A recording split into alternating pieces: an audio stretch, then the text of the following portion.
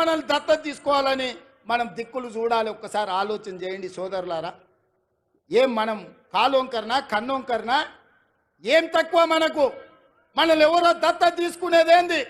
మన గడ్డను మనం అభివృద్ధి చేసుకోలేమా? ఇవాళ అండగా నిలబడాల్సిన మీరు వాడో వీడో చెప్తే ఇవాళ వాళ్ళ సోయిలో పడ్డారంటే వచ్చే నష్టాన్ని ఆలోచన చేయండి. మల్లన్న సాగర్ల ముంచలేదా? కొండ పోచమ్మల ముంచలేదా? రంగనాయక సాగర్ల దోసుకోలేదా? ఇవాళ నేను కొడంగల్ నుంచి, మారుమూల ప్రాంతమైన కొడంగల్ నియోజకవర్గం నుంచి నన్ను ఆశీర్వదించినందుకు ఆ ప్రాంతానికి కృతజ్ఞత తెలుపుకోవాలని 3 లక్షల ఎకరాలు ఆ ప్రాంతంలో ఉంటే 1300 ఎకరాలు భూసేకరణ చేసి ఇండస్ట్రియల్ పార్క్ తెచ్చి 20,000 30,000 మా కొడంగల్లో ఉన్న నిరుద్యోగ యువకులకు ఉద్యోగ ఉపాధి అవకాశాలు కల్పించాలి.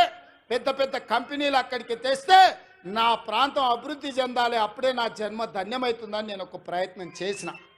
ఏమడిగినా ఈ తెలంగాణ రాష్ట్రంలో దాదాపుగా 2 కోట్ల ఎకరాల భూమి ఉంది. 2 కోట్ల ఎకరాల భూమిలో కొడంగల్లో 1300 ఎకరాల భూమి సేకరించి ఒక పారిశ్రామిక వాడను నిర్మించి కొడంగల్ను నేను అభివృద్ధి చేయాలంటే చిచ్చు పెట్టి లగచర్ల మంటలు పెట్టి అధికారులను కొట్టించి కలెక్టర్ల మీద దాడులు చేపించి ఇవాళ అమాయకులైన మా లంబాడి సోదరులను జైళ్లకు పంపించారు. నేను ఆయనలోనే చెప్పిన, వాళ్ళ మాయమాటలు నమ్మకండి, వాళ్ళు ఉచ్చులో దించుతున్నారు. ఆనాడు తెలంగాణ ఉద్యమంలో కూడా ఇట్లనే చేసిండ్రు. అగ్గిపెట్టె రావు గారు 100 రూపాయలు పెట్టి పెట్రోల్ తెచ్చుకున్నాడు, కానీ 10 పైసలు పెట్టి అగ్గిపెట్టె తెచ్చుకోలే. ఈ అగ్గిపెట్టె రావుని నమ్మకుర్రా నాయన అని చెప్పిన. ఆయన మా పిల్లలు ఆవేశపడి నమ్మిపోతే ఇవాళ కేసులు అయినాయి. ముఖ్యమంత్రిగా ఉన్న ఇవాళ నా దగ్గరకు వస్తారు, సార్ నువ్వే ముఖ్యమంత్రి కేసులు తీయని. నేను చెప్పదలుచుకున్న మా మిత్రులకు, మా సోదరులు, ముఖ్యమంత్రిగా ఉన్న నా మీదనే 182 కేసులు ఉన్నాయి. నా కేసులే నేను తీసుకోలేకపోయినా. చట్టం వేరు, ముఖ్యమంత్రి కుర్చీ వేరు. ఇవాళ వాళ్ళ మాయమాటలు నమ్మి మీరు కేసుల్లో ఇరుక్కుంటే బెయిల్ ఎప్పుడు వస్తుందో తెలియదు, మన కుటుంబాలను ఎప్పుడు కలుసుకుంటామో తెలియదు. నేను అడగదలుచుకున్నా, మీ భూములు గుంజుకొని ఏం చేస్తాను? నేను చాప చుట్టి ఇంటికి తీసుకుపోతానా? నాకేం అవసరం ఉంది? ఇవాళ 1300 ఎకరాలు కొడంగల్లో భూమి తీసుకుంటే నేను పట్నం తీసుకుపోయేది ఉందా, లేకపోతే కొండారెడ్డిపల్లికి తీసుకుపోయేది ఉందా?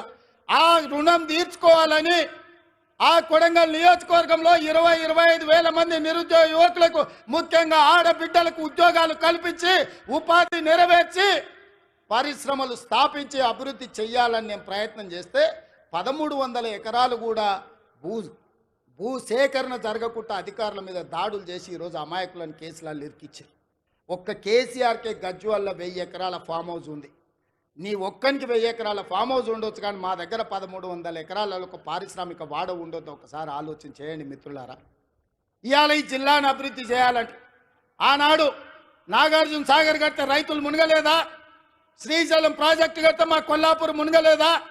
పాలమూరు రంగారెడ్డి కల్వకుర్తి ఎత్తిపోతలు కడితే మా కొల్లాపూరాలు 3 సార్లు భూములు పోయిన వాళ్ళు, భూములు పోయి ఒక్కసారి కాదు 2 సార్లు 3 సార్లు కొల్లాపూర్ ప్రాంతంలో భూములు ముంపు గురైన బాధను దింగమిగుంటున్నారు. ప్రభుత్వం నుంచి సహాయం అందించమన్నారు, కానీ కొట్టాలంటే మా బిడ్డలు కొట్టకపోదురా?